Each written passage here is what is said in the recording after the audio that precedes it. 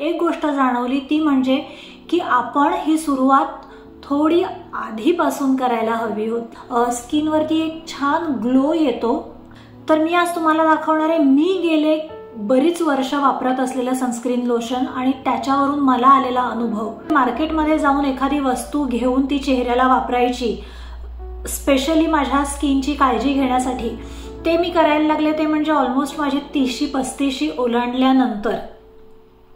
आणि त्यावेळेला मला जाणवलं म्हणजे एक ऑलमोस्ट 1 ते 1.5 वर्षानंतर मला माझ्या स्किनमध्ये खूप फरक जाणवायला लागला। आणि एक गोष्ट जाणवली ती म्हणजे की आपण ही सुरुवात थोडी आधीपासून करायला हवी होती।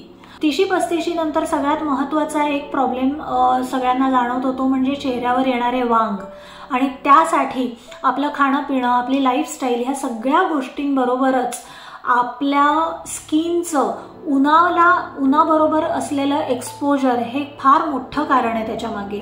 सो त्यासाठी इतर सगळी जी आपण काळजी घेतोय त्याबरोबरच आपण सनस्क्रीन लोशन वापरतोय तर ते कोणतं वापरायला पाहिजे।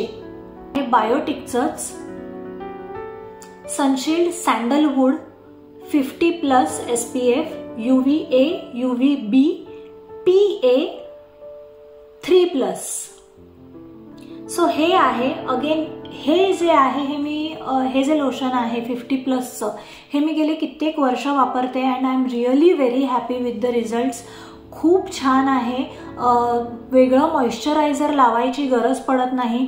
सो सनस्क्रीन लोशन आणि मॉइश्चरायझर असं दोघांचंही हे काम करतं। स्किनवरती एक छान ग्लो येतो। मेकअपला बेस म्हणून सुद्धा हे वापरता येतं, जेणेकरून तुम्हाला वेगळं मॉइश्चरायझर, सनस्क्रीन लोशन मग मेकअप असा करायला लागत नाही। आणि मेकअपसाठी जो एक नॅचरल स्किनला जो ग्लो लागतो, मेकअप छान, फाउंडेशन छान स्प्रेड होण्यासाठी सुद्धा त्या सगळ्याचं काम हे करतो।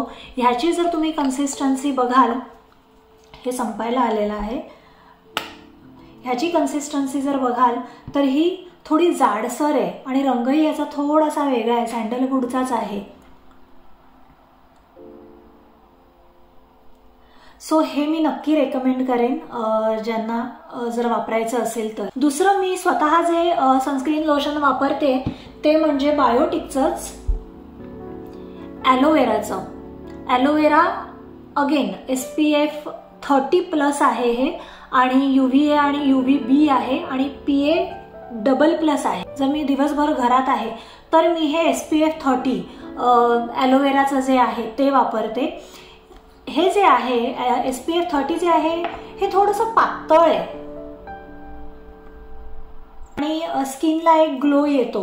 म्हणजे हे बिकॉज हे लोशन आहे, ह्याच्यामध्ये ॲलोवेराचे एक्स्ट्रॅक्ट्स पण आहेत, परत हे आयुर्वेदिक आहे, नक्की वापरू शकता, छान आहे। आणि आता तिसरं सनस्क्रीन लोशन, अगेन मॉइश्चरायझर आणि सनस्क्रीन लोशन असं मिक्स आहे हे प्रॉडक्ट, ते म्हणजे आत्ताचं करंट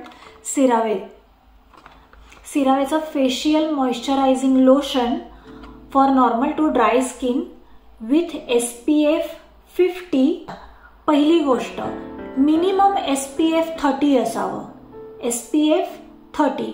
आजकाल SPF 50 आणि त्याच्या पुढचे सुद्धा सनस्क्रीन लोशन्स मिळतात, पण मिनिमम SPF 30 तरी असावं, हे एक बघा। दुसरी गोष्ट म्हणजे UVA आणि UVB हे लिहिलेलं असतं। तिसरी गोष्ट हाय ब्रॉड स्पेक्ट्रम प्रोटेक्शन असं त्याच्यावर लिहिलेलं असतं। सो ह्या सगळ्या गोष्टी आहेत का ह्या बघा आणि मग तुम्ही तुमचं सनस्क्रीन लोशन घ्या। आता हे जे सिरावेचं फेशियल मॉइश्चरायझिंग लोशन आहे AM म्हणजे दिवसा वापरायचंय, SPF 50 आहे, ह्याच्यामध्ये नायासिनामाइड, 3 एसेन्शियल सिरामाइड्स, व्हायटमिन E आणि SPF 50 हे सगळं काही आहे ह्याच्यामध्ये। तर सिरावेचं हे जे लोशन आहे, सनस्क्रीन लोशन प्लस मॉइश्चरायझर जे आहे हे सुद्धा मी वापरते।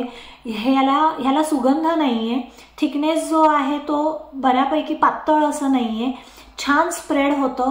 अगेन तुमच्या मेकअपला, फाउंडेशनला बेस म्हणून तुम्ही हे नक्की वापरू शकता। सो हे खूपच बेसिक आणि हे 3 फार जास्त महाग नाहीयेत। प्राइजेस आणि लिंक्स Amazonच्या मी तुम्हाला देते, जर तुम्हाला हवं असेल तर तुम्ही चेक करू शकता. तर हे ऑल बजेट फ्रेंडली आहे. अजूनही बरेच मार्केटमध्ये आहेत, तुम्ही चेक करू शकता. हे मी स्वतः वापरते, मला ह्याचा अनुभव आहे म्हणून मी हे रेकमेंड केले. पण मार्केटमध्ये अजून भरपूर आहेत. फार पूर्वी मी लोटस सनस्क्रीन लोशन सुद्धा वापरत होते, तर ते सुद्धा फार छान होतं. लोटस अगेन कंपनी खूपच वेल नोन कंपनी आहे, तर त्याचं सुद्धा जे सनस्क्रीन लोशन आहे ते फार छान आहे. सो तुम्हाला हा व्हिडिओ कसा वाटला ते मला नक्की सांगा. अजून जर कुठल्या गोष्टीवर तुम्हाला व्हिडिओ हवा असेल तेही कळवा. चॅनेलला नक्की सबस्क्राईब करा. बाय.